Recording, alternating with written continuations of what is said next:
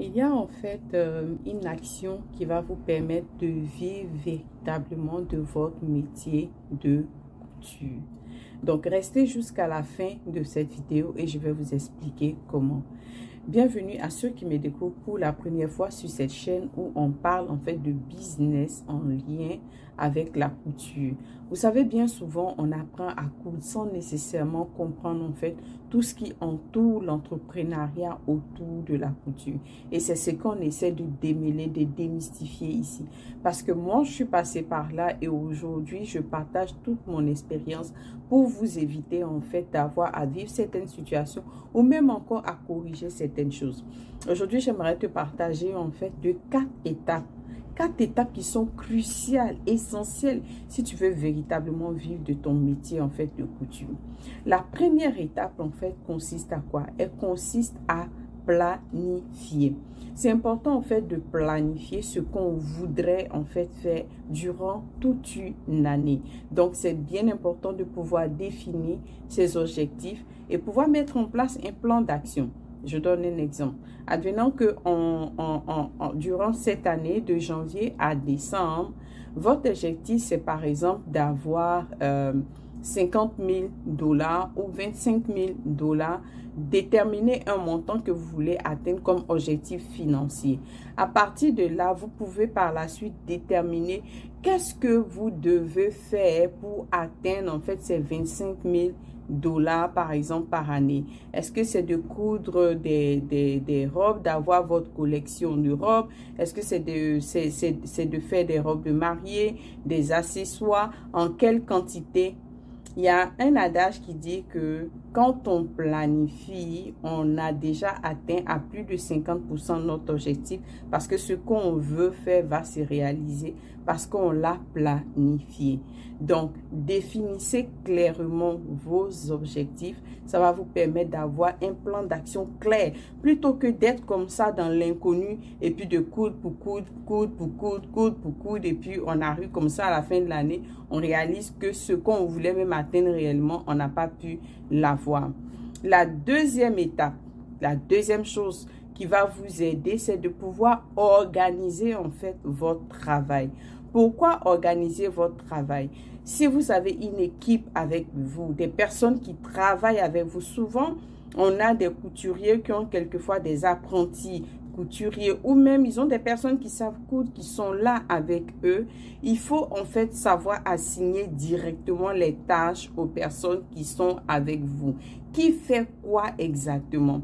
C'est dommage que quelquefois dans certains pays africains, ceux qui viennent pour apprendre la couture, qu'on va appeler souvent des apprentis couturiers, on va leur donner souvent la possibilité de faire seulement la boutonnière. Et ils vont faire la boutonnière pendant plusieurs années. Ils deviennent même des spécialistes même en mise de boutons. Alors que vous pouvez leur donner un peu plus que ça. Quelquefois, certains font ça parce qu'ils ont peur que cet apprenti couturier devienne plus fort que... Alors que vous avez accepté de les prendre pour les former.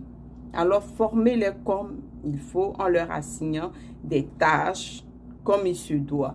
Si vous êtes 2 ou 3 couturiers, vous pouvez déterminer exactement qui fait quoi dans l'atelier. Est-ce qu'il y a un, ce sont les pantalons, un autre, ce sont les hauts. Vraiment, c'est important de pouvoir organiser les tâches dans l'ensemble de l'atelier. Advenant que vous êtes seul, vous me dites, mais Marie-Chantal, je suis seule à coudre. Si vous êtes seul chez vous à la maison à coudre, vous devrez également organiser vos tâches. Qu'est-ce que vous faites lundi, mardi, mercredi, jeudi, ainsi de suite. Et par exemple, quelquefois, si on a des commandes, il y a des stratégies aussi pour pouvoir coudre. Hein. Si vous avez une commande, par exemple, de 10 robes à faire, vous n'allez pas couper chaque tissu de robe. Vous faites des coupes groupées. Ça va être plus facile pour vous de pouvoir en fait harmoniser tout cela.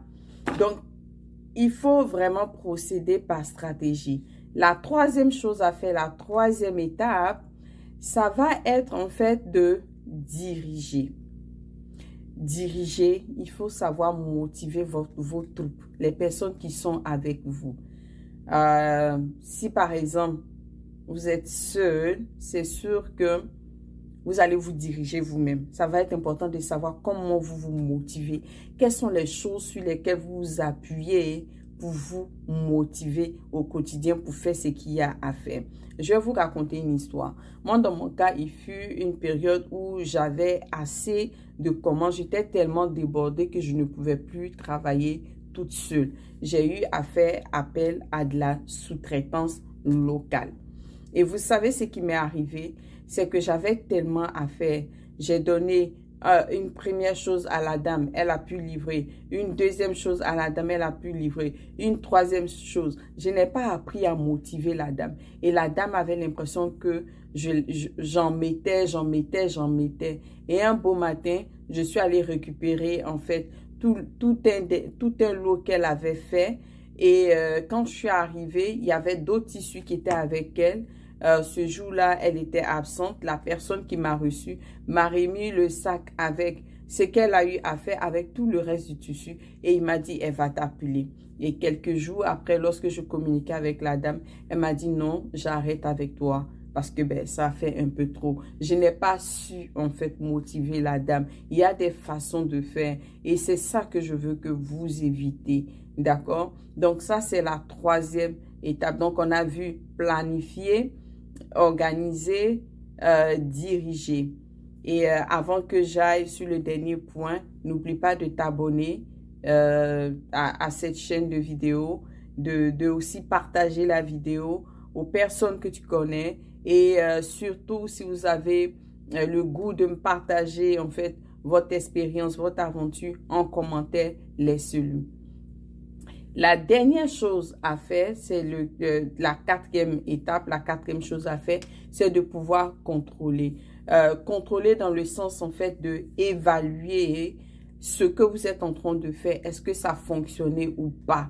Est-ce qu'il y a des choses à changer, à modifier, à améliorer pour pouvoir en fait aller de l'avant? En appliquant ces 4 étapes, vous allez voir que ça va apporter un changement en fait dans votre façon de mener votre activité de couture. Ça va changer votre vision des choses. Ça va changer même votre état d'esprit et aussi les personnes avec qui vous collaborez. Que ce soit des personnes qui sont dans votre atelier, que ce soit des personnes qui sont en sous-traitance. Parce que si vous avez des personnes en sous-traitance, vous allez voir en fait quels sont les points à améliorer. Il faut pouvoir motiver en fait aussi ces personnes comme j'ai eu à vous le partager. Donc, on a planifié, organisé, diriger et contrôler. Faites cela et partagez-moi votre expérience. Vous verrez que ça va apporter quelque chose de différent. Vous allez voir l'argent rentrer. Vous allez déjà même avec le premier point où on parle de planifier, vous allez voir, vous allez pouvoir chaque trimestre voir est-ce que vous êtes en route vers l'atteinte de vos objectifs ou est-ce que vous êtes loin, qu'est-ce que vous devez faire rapidement. Vous voyez, ça apporte toute une autre dynamique. Faites cela et partagez-moi en fait vos impressions. Donc voilà ce que je voulais vous partager pour aujourd'hui et ça me fait vraiment plaisir de pouvoir partager avec vous toutes ces choses. Surtout, abonnez-vous et partagez, commentez. Sur ce, on se dit à une prochaine fois pour un autre partage de vidéos. Et justement, je suis aussi en train de préparer un outil pour vous aider. La dernière fois, je vous parlais en fait de comment éviter d'avoir à trop dépenser parce que c'est bien beau de travailler, d'avoir des ressources financières, mais il faudrait pas que ça aille trop dans le matériel. Donc, je suis en train de travailler sur un outil pour vous aider lorsque vous allez en fait pour magasiner pour votre matériel. Alors, dites-moi en commentaire aussi si ça vous intéresse d'avoir cet outil-là qui va vous aider lorsque vous êtes prêt à aller en magasin pour pouvoir vous approvisionner en matériel pour éviter d'avoir à faire trop de dépenses. Sur ce, on se dit à bientôt. C'était Marie Chantal. Bye.